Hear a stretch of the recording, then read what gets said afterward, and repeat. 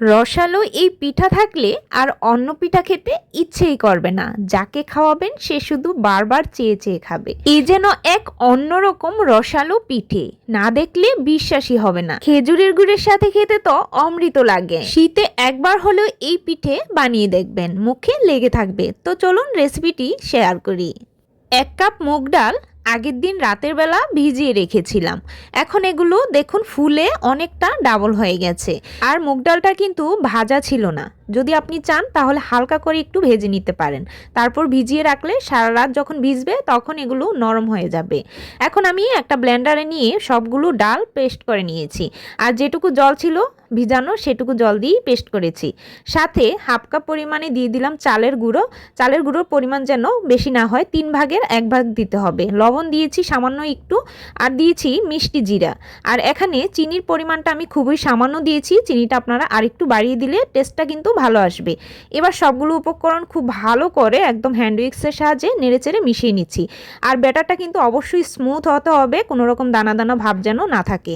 এখন চলুন পিঠাটা ভিজানোর জন্য দুধটাকে জাল করে নিই। এখানে আধা কেজি পরিমাণে দুধ নিয়েছি। এর সাথে 1/2 কাপ পরিমাণে গুঁড়া দুধ দিয়ে দিচ্ছি। গুঁড়া দুধটা দিলে কিন্তু দুধের মিশ্রণটা আরেকটু দ্রুত ঘন হয়ে আসবে, টেস্টটা কিন্তু অনেক বেশি ভালো আসবে। 2টা এলাচকে একটু ফেটিয়ে দিয়েছি, গ্রানটা খুব ভালো আসবে সেজন্য। এখন একটু নেড়েচেড়ে খুব ভালো করে গুঁড়া দুধটাকে মিশিয়ে নিলাম।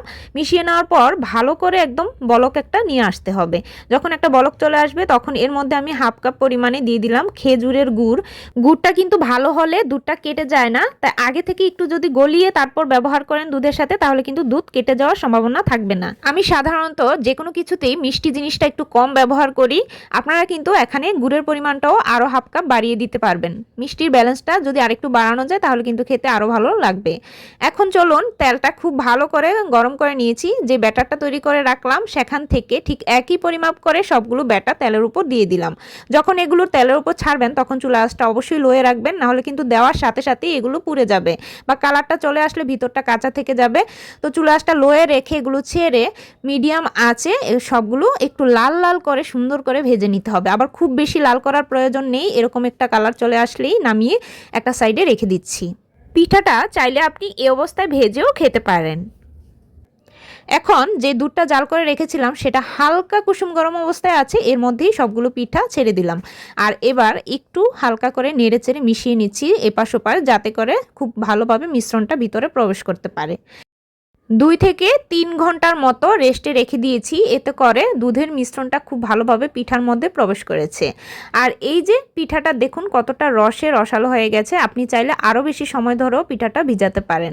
উপর দিয়ে কিছুটা গলানো খেজুরের গুড় দিয়ে দিচ্ছি, এতে করে টেস্টটা মনে হয় আরও বেশি ভালো আসবে। তো যাই হোক, এখন আমি আপনাদেরকে চলুন পিঠাটা একটু কেটে দেখিয়ে দিচ্ছি কতটা নরম হয়েছে। আর এত নরম হয়েছে পিঠাগুলো, এত টেস্ট ছিল। রেসিপি ভালো লাগলে প্লিজ শেয়ার করে রাখবেন, আর চ্যানেলটি সাবস্ক্রাইব করে বেল আইকনে অল বাটনে প্রেস করে রাখলে প্রতিদিনের নোটিফিকেশন কিন্তু খুব সহজে পেয়ে যাবেন। আজকের মতো এই পর্যন্তই, টাটা।